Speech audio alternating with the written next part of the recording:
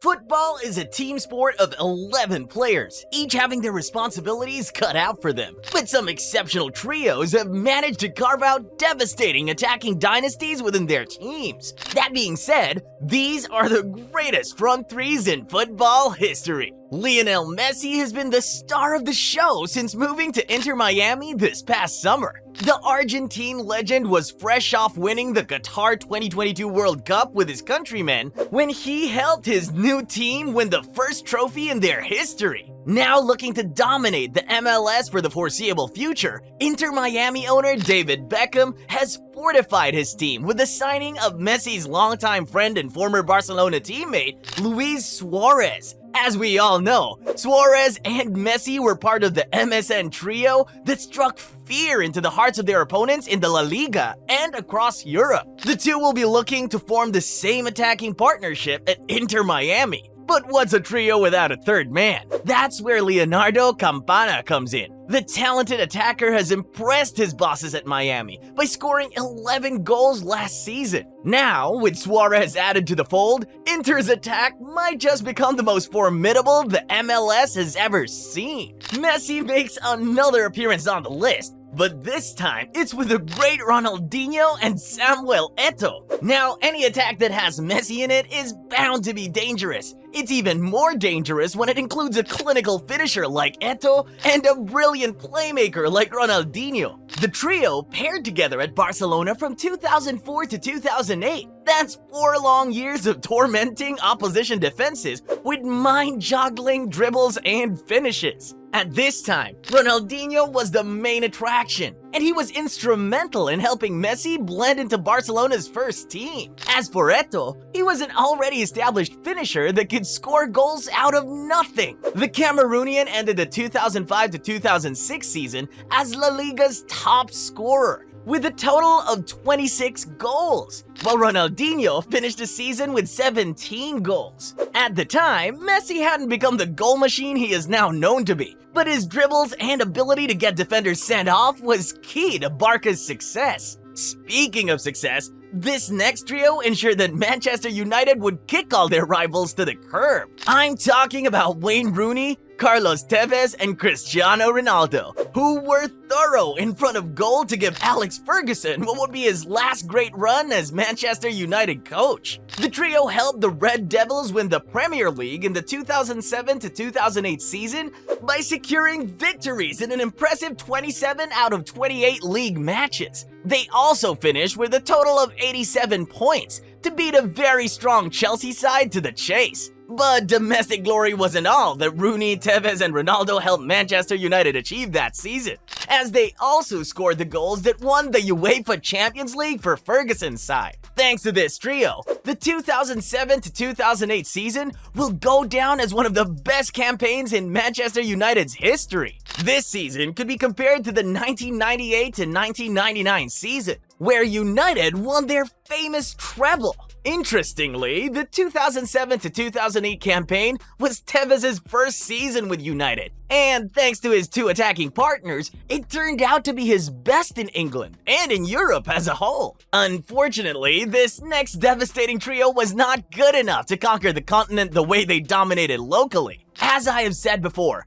any attack with Messi in it is bound to be dangerous. Now throw Neymar and Kylian Mbappe into the mix, and you can only feel sorry for the defenders who have to stop them from scoring. That was the case when the trio hooked up at Paris Saint-Germain. They tore defenses apart in the French Ligue 1, and their unmarkable nature meant that they would finish the 2021 to 2022 campaign with as many as 76 league goals between them. That's crazy! But what's even crazier is the fact that a team with attackers as potent as Messi, Neymar, and Mbappe couldn't win the UEFA Champions League. This was very disappointing for PSG fans, who by this time were already tired of winning the French Ligue 1, as they had won it over and over again. But European disappointment or not, the trio of Messi, Neymar, and Mbappe is by far the deadliest front line the French league has ever seen. This next trio didn't disappoint their fans though, as they succeeded in bringing the biggest prize in club football back home. Liverpool can boast of having some of the world's deadliest strikers. They've had Michael Owen, Luis Suarez, and Fernando Torres.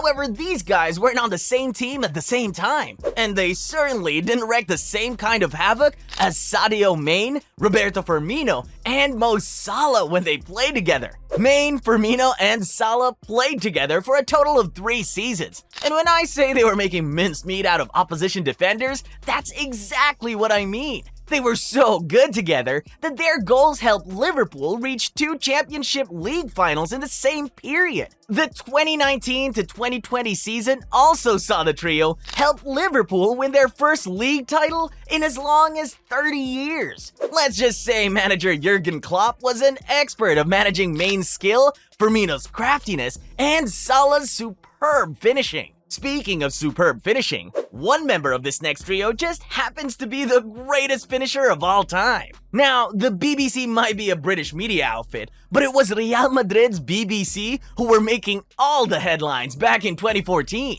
I'm talking about Bale, Benzema, and Ronaldo, who, in their first season together in 2014, scored a combined total of 97 goals. Now, if you think this goal tally is insane, how would you feel if I told you that this attacking trio were the engines behind Madrid's 3 straight Champions League title wins? Oh, that's just 3 in a row, because together, they won a 4th Champions League title later on. What's more amazing is that each member of the BBC have scored memorable goals in the Champions League final, which cements their place as one of the most dangerous attacking groups of all time.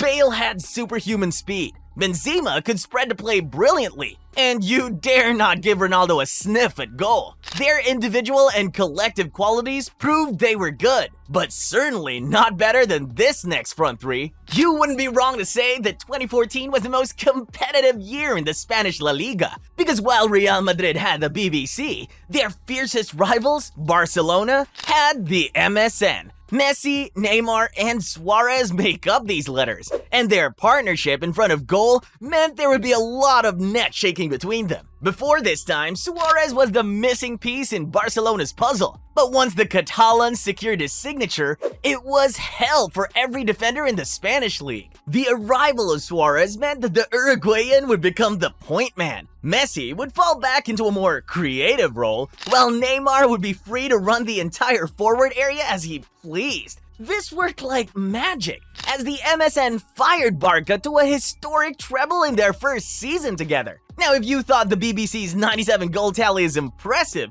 then your jaw will drop when you hear about the MSN's 122 goals in just one season. But 122 goals is nothing when compared to the number of goals this next trio scored. The combination of Pele, Pepe, and Coutinho isn't just the greatest front three in Santos' history, it's also the greatest front three in the world. No one wanted to play against Santos in the 50s and 60s, and these 3 Brazilian superstars were the reason for that. Now, let's take some numbers into account during the time they played for the club. Pelé scored 643 goals for Santos. Coutinho scored 368 goals, while Pepe scored 405 goals. That's over 1,000 goals combined. And there's no front three in the world that can beat that. As you can see, these guys were scoring goals for fun. So just imagine how nightmarish it must have been for their markers. Here's an interesting fact though. Pelé, Pepe, and Coutinho didn't just succeed together at club level. They also won the FIFA World Cup together in 1962. Now that's legendary. But not as legendary as one of the greatest transfers of all time, which literally set a world record. Click this video to check it out.